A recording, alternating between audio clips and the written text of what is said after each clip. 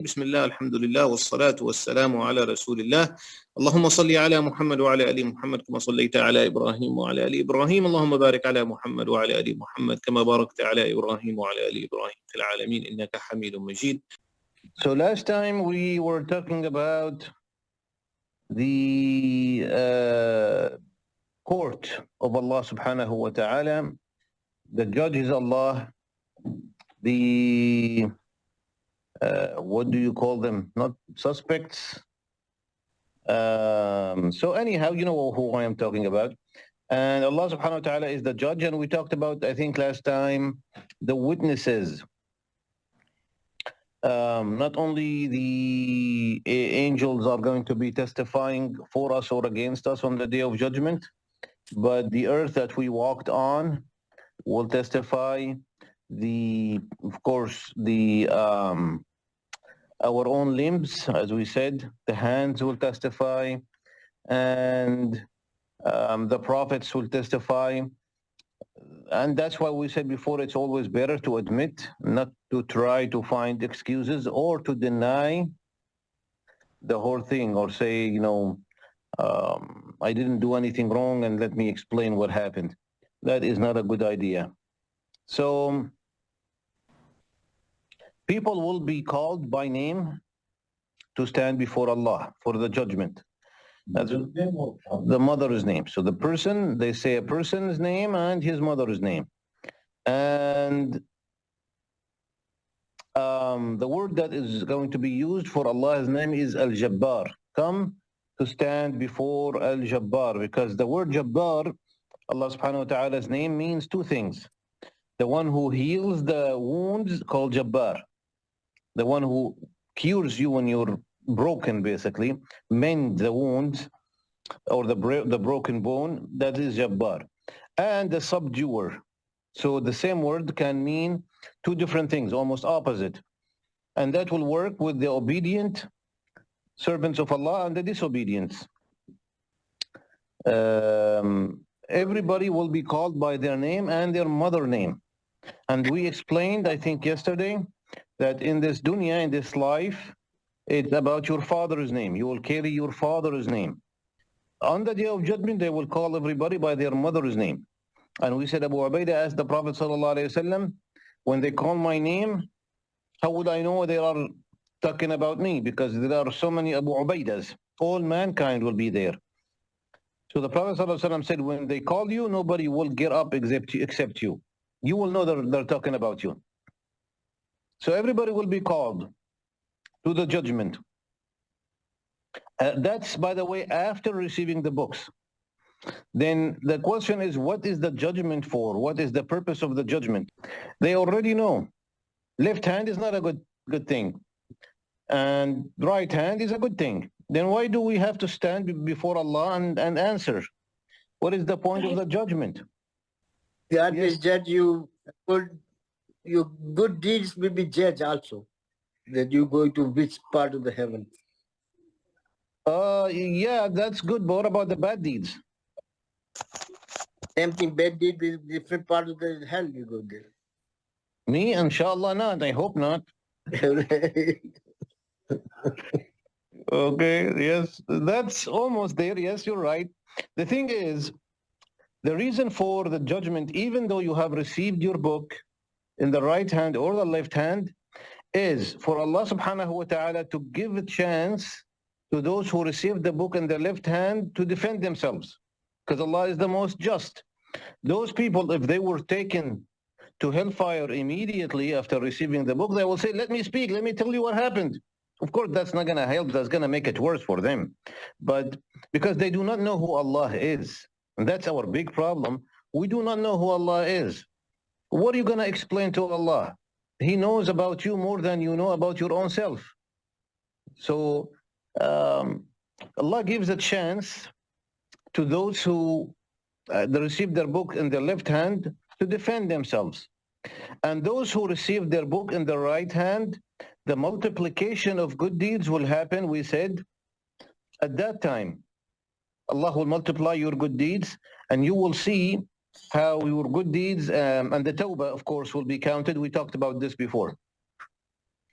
So that is important. But now we said before, there are certain people who will skip that stage of the day of judgment. No, there will be no accountability. That's those who will enter Jannah بغير حساب, and God forbid hellfire بغير حساب. Right, so the people who will enter Jannah بغير حساب will, I think we did talk about some of them, but we did not talk much about them. Inshallah, maybe today we'll discuss that matter. And there will be people who will be thrown in the hellfire without given the chance to speak anything. Who are those people?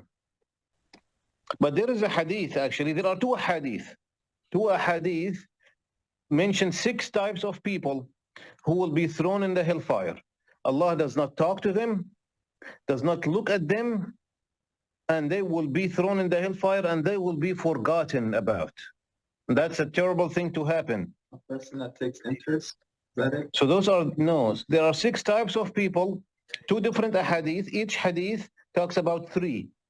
Who are the 6 types of people who will go to hellfire without judgment, and Allah will not talk to them, look at them, or even give them the chance to defend themselves? Disobey of parents. That's right.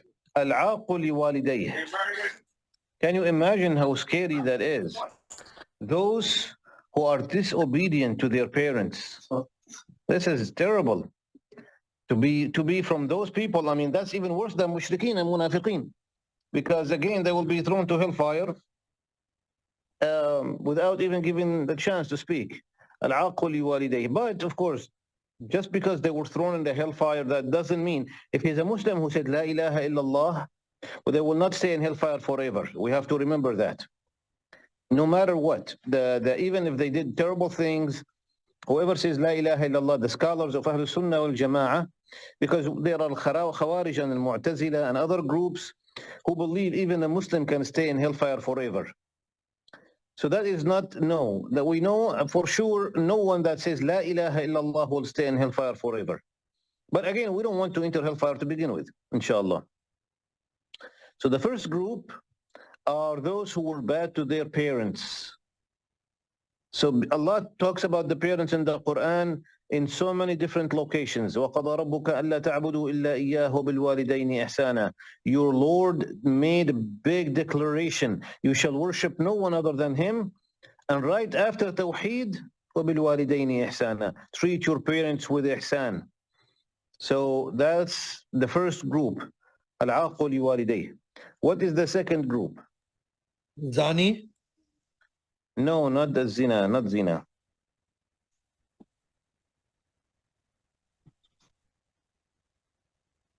Any suggestions? A person who is wise. The liar? No, not the liar. Even though you say liar, liar, pants on fire, but Wa alaykum assalam. That does not mean Is they it will a go knowledgeable person who just wanted to do it for this dunya and not for Allah? they will go to hellfire early, but that's not one of them. Not it. Okay. No. Not shirk, no. The second group is the youth. The youth. The youth is not somebody who is youth. The youth is the person who has no pride over his females, the female members of his family. So basically, somebody, I don't know who he is or whatever, he goes and he sees his wife hugging another man. That's not, no jealousy, no pride. That's called ghira. It's in Yes, Italy. Huh? Italy, they do that. In Italy, they do that. They do that everywhere. So the person who does not have ghayra over his family members, the females, that person called the youth, and that will be thrown in the hellfire right away. So yes, they say eating a lot of pork makes you this way. They said, I'm not sure if this is true or not, that the pig is the only animal that does not have this kind of pride for the female. Like, for example, the lion, if you come close to the wife of the lion, the lioness, right? The lion will make a kebab out of you. So any animal Any animal will not allow you to come close to the females, except the pig. Pig does not care. So, It's the saying, you are what you eat. yeah, that's what they say. So that's why the people who eat pork a lot, probably they become like that. They don't care. So many parties you see like this lady hugs the other man and his husband standing there like an idiot. He doesn't say anything. So that's called the youth. Okay, what's the third group that will enter hellfire? First, al-aql walidayh, second, the youth. Third, any the winning, we have the same prizes if you win. I think everybody knows what the prize is. Going to Subduer's house. Right, Brother Subduer's house. That is the prize that nobody has claimed yet. But one day, inshallah, we'll all go together and we'll outnumber him. Eaten the money of yatim and beva.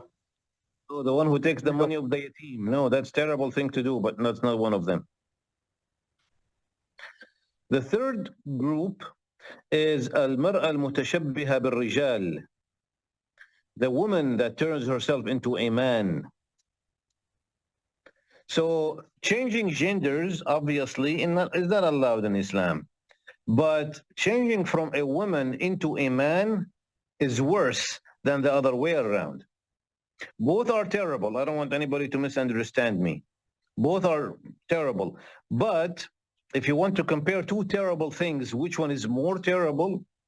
Changing from a man into a woman is not as bad, if we can say that, as changing from a woman into a man. And the reason we said before, because in general, women have an easier way to enter Jannah.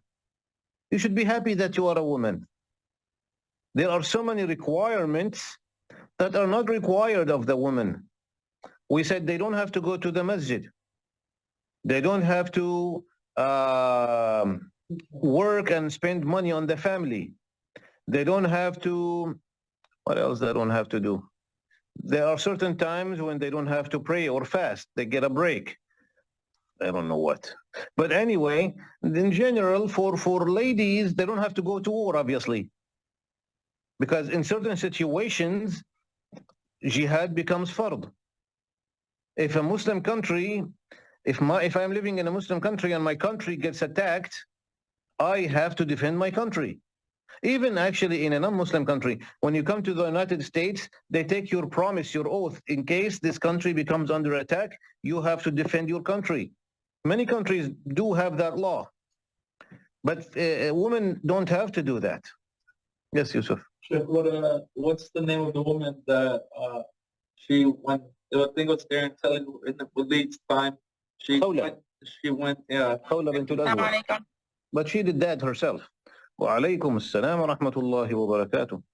So in general, for a Muslim lady to enter Jannah, the requirements are way less than Muslim men. Men have to basically work harder. There are more requirements. So that's why we said if a woman turns herself into a man, that is worse. Both are terrible again.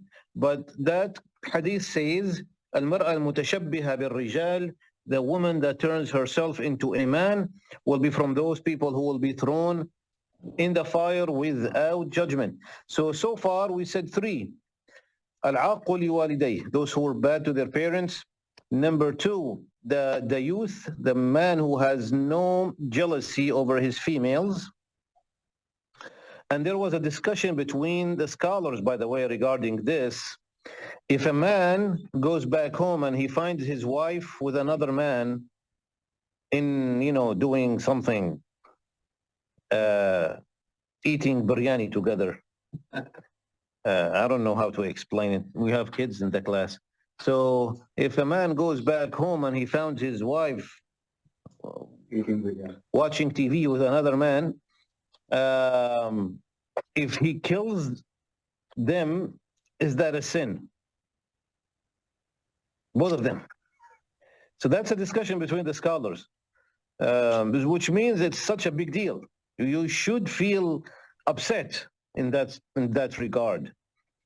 So And the third category, we just said, the woman that turns herself into a man. Now, this is one hadith. There is another hadith that mentions three more groups or categories of people who will be thrown in the fire without judgment. Who are those three? I guess I will say the answer. Number one, al-faqir al-mutakabbir, the poor who is arrogant. These two things should not exist together. Poor and arrogant. I mean, nobody should be arrogant. Arrogance is bad. We know that. And the Prophet ﷺ says he will not enter Jannah whoever has an atom of arrogance in his heart. We need to work on that. We all have some kind of arrogance here and there. You see somebody, you meet somebody, you say, I'm better than him. This in human nature, we need to work on that. But someone who's poor, he's needy, and you come and you want to give him some money, you want to help him. You know, I don't need your money. I'm not humble, but arrogant. So he's poor and he's arrogant. I mean, even if you're rich, you should not be arrogant, because if you're rich and you're arrogant, you lose all your hair. I mean, no, I don't know what happens in that situation. But Brother Subduer is not arrogant, by the way. He's a very nice guy, mashallah. Today I saw him in the masjid, and I told him to give me some Big Mac. He did not give me Big Mac. Yeah. I didn't know you were talking about me. No, I wasn't talking about you. I was talking about Big Mac. Big Mac, oh, okay. No, mashallah, Brother Subduer, to be honest, he's, mashallah, rich. May Allah give him the barakah. And he's humble. He's not one of those, people that you cannot talk to or approach to or joke with. I joke with him more than anybody else. So that's a good trait. That's a good attribute. Yeah, the only good thing about it. No, there are other good stuff, but except the Big Mac. Except that is not a good quality. But may Allah give him hidayah, inshallah.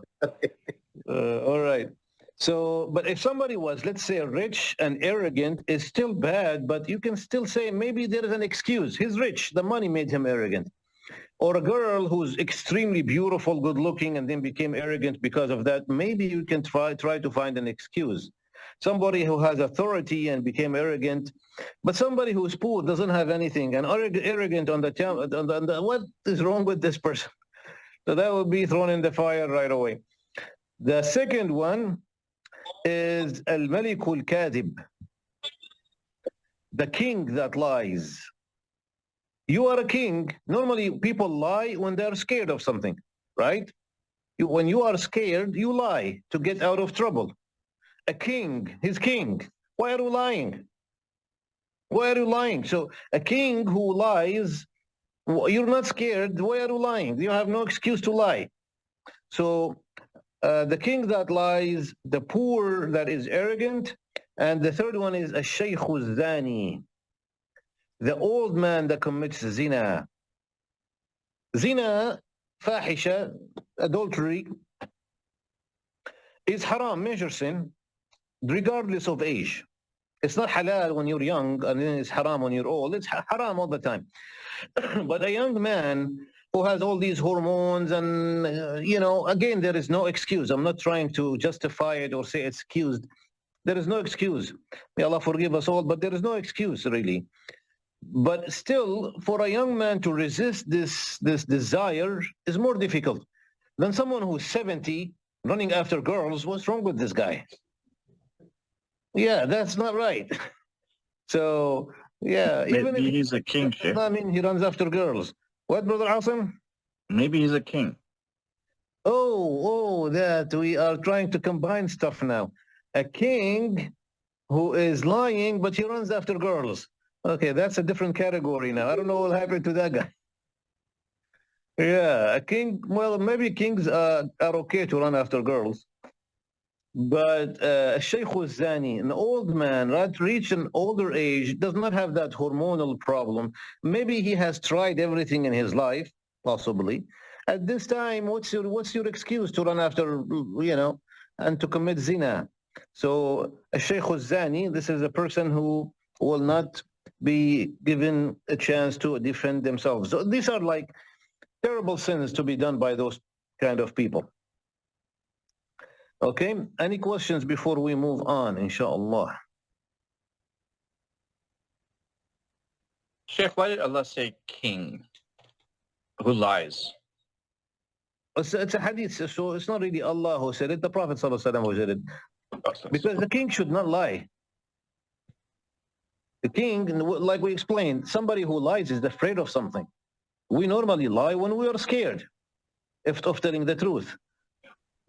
And I always give an example. You go back home, mashallah, your wife prepares some food for you. She asks you, how's the food? You know, if you tell the truth, you will be in Jannah. So lying in this situation might be Allah to save your life. But a king will not be scared. Right. Jazakallah khair. وإياكم إن شاء الله. So of course, Sheikh, if the women become the men, then if she's a Muslim, if she goes to masjid, where she will go? Where men or ladies? that's a good question. I don't know. If a lady turns herself into a man and then she goes to the masjid, which part does she go to? I think she goes in the middle. Then we have the third one. We need to open a door for those people. Transgender. SubhanAllah. I don't think those people go to the masjid to begin with, but they have their own masjid. Sheikh, that is a good question, though. If somebody does change sex, Islamically that's not allowed, yet they claim to be Muslims, do we take it for what it's worth because we're not the judge, and do we just accept it for what it is, or do we say, nope, sorry, Allah said these rules, you're not allowed in the masjid? Well, it depends on if you're living in a Muslim country that applies the Sharia law. Those people will not be allowed to live. Those people will not be allowed. There is no such thing in Islam. You cannot. That's not allowed. Those people will be either kicked out of the country, or But if you're living in a place where Muslim law is not the one that is in effect, then those people will not be allowed in the masjid. Not at all. May Allah save us from all fitna. It's becoming more difficult. Now we are forced to accept them and say that this is normal and this is nothing wrong with that. So it's terrible. It's terrible.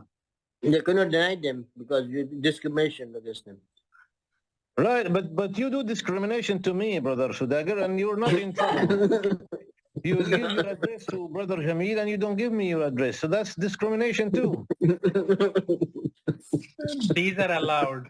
These are normal What kind of discriminations are allowed? I see. Okay. These are normally acceptable. Gay is illegal. That's not a Muslim country. It's Russia. Yeah, that's a good thing. Russia does not allow that. Russia is very strict about this, which is actually, that explains how the end of time, those type of Christians in Russia will be joining forces with the Muslims. So in Russia, they don't allow this this multiple gender thing to happen. So that's a good thing. All right, anyhow, so those are the 6 categories who will be thrown in the fire without even judgment. Now, next thing, Allah will call people, subhanahu wa ta'ala, will call people to stand before Him. Before we forget, who are those who are going to go to Jannah bighayri hisab? A person that loves the masjid. So those are the 7, those are the 7 groups who will stand under the throne of Allah, and they will not have to suffer the sun. So those are the سَبْعَةٌ يُظِلُّهُمُ اللَّهُ فِي ظِلِّهِ, not the ones who will enter Jannah bighayri hisab. So now those who fall asleep in Jum'ah, I don't know if they will enter Jannah bighayri hisab or not. A person that comes to the Jannah prayer early. No, they will get like a lot of reward, like zakat. So all the good deeds that we can imagine are good, of course, but there are certain things that will give you, of course, from the Quran and Hadith, Jannah bighayri hisab. Sheikh, you said a couple of weeks ago one was the Ruqya people, because I questioned you on that. Ruqya, I said Ruqya will enter Jannah bighayri hisab. Yeah, I thought you said those who do not seek Ruqya or something will go to Jannah, something like that. Oh, okay, now I get it. I was going to ask you, was I sober when I said that? You were craving ice cream, but I was restricting you from your sugar levels. Oh, I'm still craving. No, those إيمان عادل and رجلان تحابا في الله, those are the سبعة يظلهم الله في ظله. Those will be under the throne of Allah.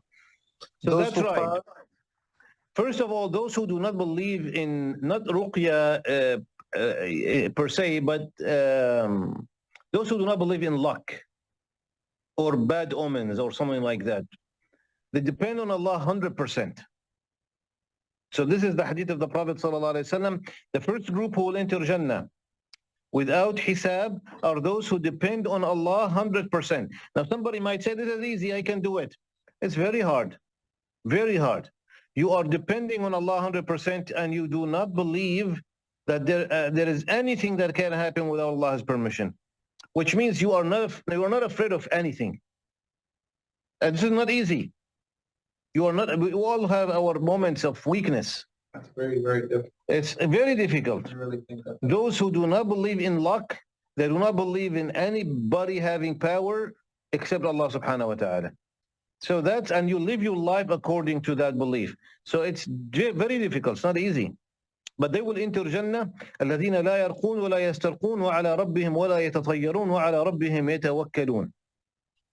When the hadith says لا يرقون ولا يسترقون, means they don't believe in this, what we call that you carry with you, a piece of paper or the ta'weed. Yeah, they don't believe in any of this. So they depend on Allah and they know Allah is the one who gives shifa, Allah is the one who protects, Allah is the one who gives rizq.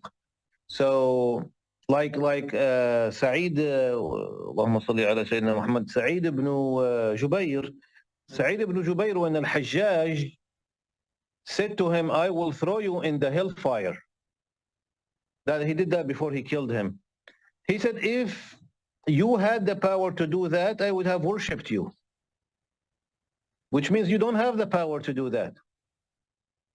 So nobody has the power to cut your rizq. Like they say we have a statement in Arabic, killing somebody, cutting somebody's neck is worse than cutting his rizq. I don't know if you have anything similar in Urdu. To kill somebody is better or not as bad as to stop his rizq.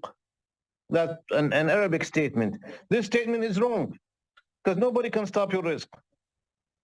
The rizq is in the hand of Allah. He's the Razzaq. So when you have that kind of belief, that means you have reached a very high level of iman, and those will enter Jannah بغير حساب. That's the first group. سبحانك اللهم وبحمدك نستغفرك ونتوب إليك ربنا تقبل منا إنك أنت السميع العليم واعف عنا إنك أنت الغفور الرحيم وآخر دعوانا أن الحمد لله رب العالمين.